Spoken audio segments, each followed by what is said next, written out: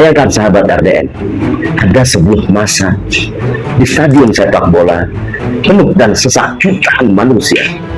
Mereka berkumpul terpukau di depan radio. Untuk apa mereka di sana?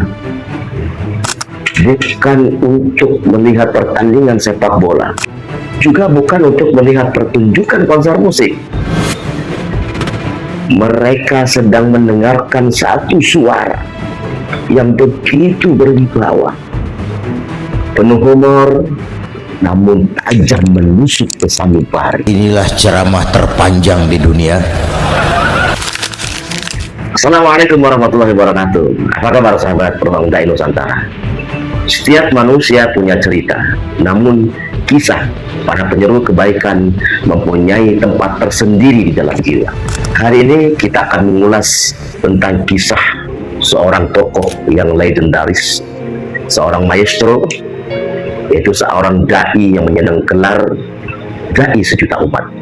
Ya, beliau adalah Kiai Haji Zainuddin MZ, seorang tokoh yang penuh dengan keteladanan. Untuk itu, mari luangkan waktu sejenak untuk menonton video ini sampai selesai.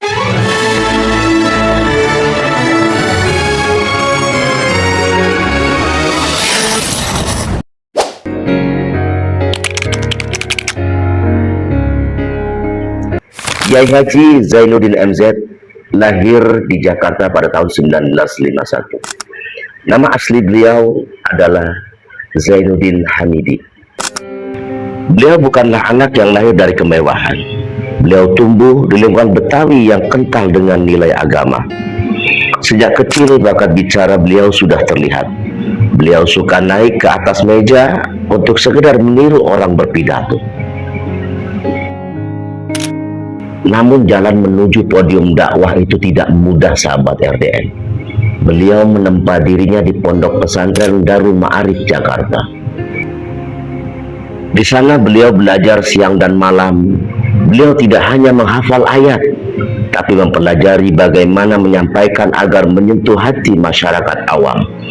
Kunci pertamanya adalah beliau paham betul apa yang sedang dirasakan oleh umat di bawah.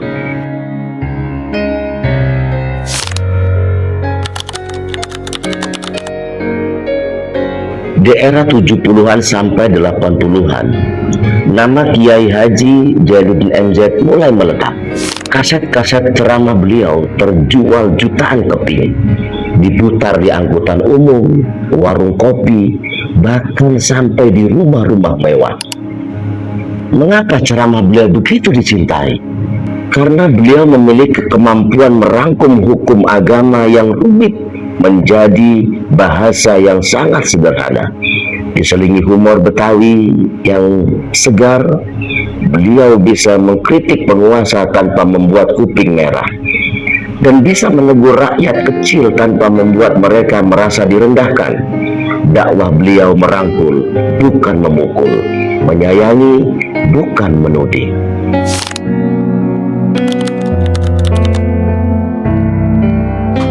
Nah sahabat RDN, tentu menjadi tokoh besar itu tidak lepas dari badai ujian. Beliau sempat terjun di dunia politik demi memperjuangkan aspirasi umat. Sebuah keputusan yang membawa pro dan kontra besar. Namun, di atas semua hiruk pikuk itu, hati beliau tetap berada di atas sajadah dakwah.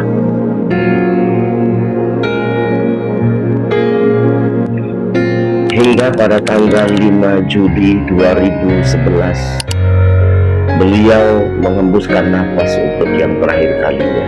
Saudara, saat ini saya masih berada di rumah duka, yakni di Jalan Haji Aom, dan dari yang satu, Kebayoran Baru, Jakarta Selatan, tepatnya di rumah almarhum Kiai Haji Zainuddin MZ.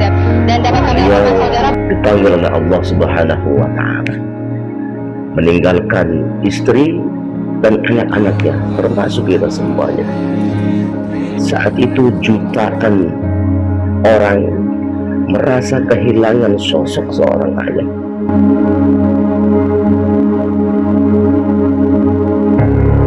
Guru dan pembimbing jiwa. Namun meski tenaganya telah tiada, suara, dan warisan ilmunya tetap hidup hingga detik ini.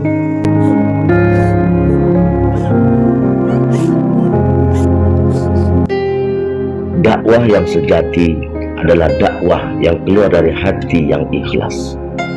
Karena apa yang datang dari hati akan kembali ke hati. Beliau mengajarkan kita untuk menyampaikan kebenaran dengan cinta dan kesantunan. Nah, sahabat RDN, apa hikmah yang bisa kita petik dari perjalanan sang maestro yang menyandang gelar dai sejuta umat? Silahkan tulis di kolom komentar di bawah. Jika kalian suka dengan tayangan ini, silahkan dukung channel RDN Ruang Dai Nusantara dengan cara like, komen, dan juga subscribe. Saya akhiri, sampai jumpa di video inspiratif berikutnya. Sekian dari saya. Wabillahi taufik wal hidayah. Usikum wa nafsi kitab Allah. Wassalamualaikum warahmatullahi wabarakatuh.